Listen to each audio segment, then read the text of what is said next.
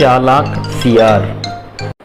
यह कहानी है मीना जंगल के पास बसे हुए उदयपुर गांव की। उदयपुर गांव में एक भोला नाम का किसान रहता था।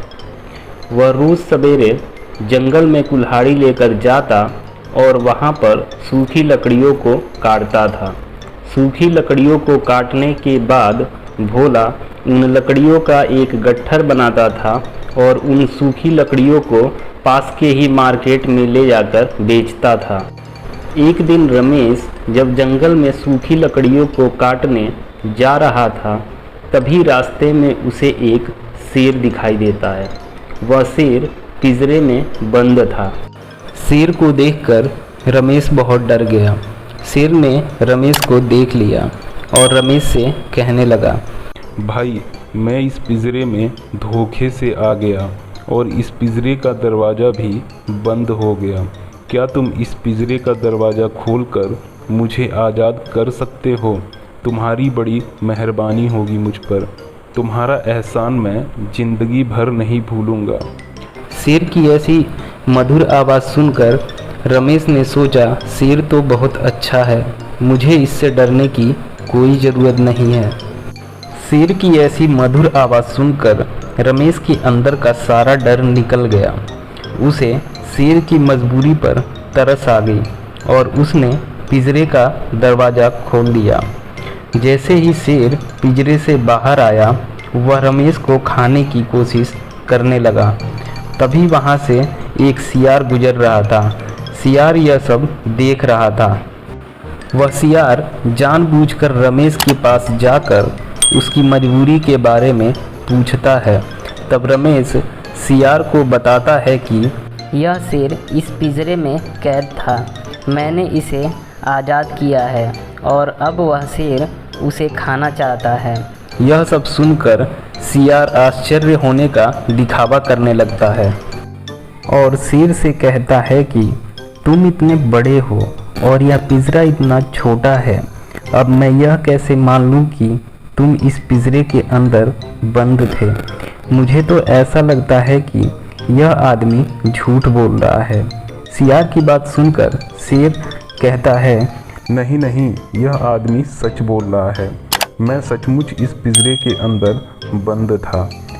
यह बात सुनकर सियार फिर से आश्चर्य होने का दिखावा करने लगता है और कहता है कि क्या तुम यह बात साबित कर सकते हो कि तुम इस पिंजरे के अंदर बंद थे, ताकि मुझे तुम पर भरोसा हो सके।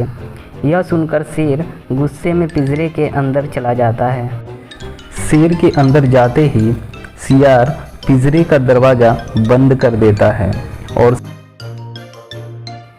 शेर के अंदर जाते ही सियार पिंजरे का दरवाज़ा बंद कर देता है और शेर से कहता है कि अलविदा मेरे दोस्त, अब कैसा लग रहा है? तुम पिंजरे में ही अच्छे लगते। अब कैसा लगा तुम्हें? इस तरीके से सियार अपनी चालाकी से शेर को फिर से पिंजरे के अंदर कैद कर देता है। उसके बाद वह आदमी सियार को अपनी जान बचाने के लिए धन्यवाद देता है और अपने घर चला जाता है। कहानी से शिक्षा: दोस्तों, उन लोगों पर कभी भी विश्वास ना करें जो उसके लायक नहीं है। और अगर आप लोगों को ये स्टोरी अच्छी लगी है तो वीडियो को लाइक करें, शेयर करें और सब्सक्राइब करें। एक बार की बात है, किसी जंगल में एक खरगोश और कछुआ रहते थे। वो दोनों अच्छे दोस्त थे। वो हर काम एक साथ करते थे। पर एक बात थी कि कछुआ काफी धीरे चलता था जबकि खरगोश काफी तेज चलता था। इस बात पर खरगोश को काफी घमंड होता था। वो सोचता था कि किसी भी दौड़ में वही जीतेगा।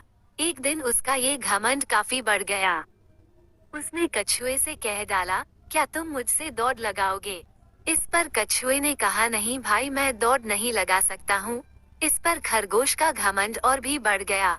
वो जंगल के दूसरे जानवरों से इस बारे में कहने लगा, मैं कितना तेज दौड़ता हूँ पर कछुआ कितना धीरे धीरे चलता है।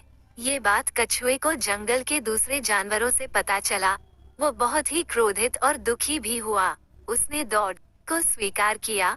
इस पर खरगोश ने सारे जंगल के जानवरों को बुलाया।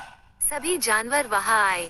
सभी जानवरों ने मिलकर दौड़ की दूरी को तय किया। अगले दिन दौड़ शुरू होने का समय निश्चय किया गया।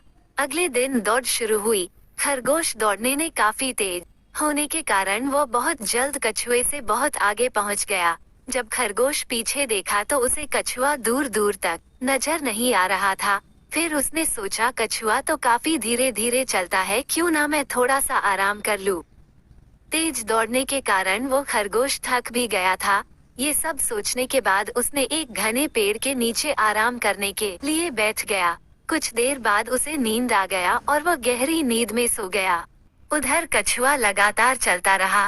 वो कछुआ चलते चलते उस जगह पर पहुंचा जहां वो खरगोश आराम की नींद में सो रहा था। उस कछुए ने बिना कुछ आवाज के वहां से आगे बढ़ गया। इस तरह वो कछुआ लगातार चलता रहा और अंत में दौड़ के आखिरी जगह पर पहुंच गया। इधर उस खरगोश की आंख खुली तो उसे लगा वो कछुआ अभी पीछे ही है। उसने दौड़ना शुरू किया और मंजिल पर पहुंचा तो उसकी आंखें फटी की फटी रह गई। उसने देखा कि जंगल के सारे जानवर उस कछुए को जीत की बधाई दे रहे हैं। उसे अपने किए व्यवहार पर बहुत ही पछतावा हो रहा था। उसने कछुए से माफी मांगी और वादा दिया कि अब दोबारा वो ऐसा कभी नहीं करेगा। कहानी से शिक्षा। इस खरगोश और कछुआ की कहानी को पढ़ने से हमें सीख मिलता है कि हम लगातार मेहनत करके कुछ भी हासिल कर सकते हैं। वो किसी को भी हरा सकते हैं, बस हमें लगातार मेहनत करते रहना चाहिए। दोस्तों, अगर आप लोगों को ये कहानी पसंद आई है तो हमारे चैनल को प्लीज सब्सक्राइब कर लीजिए।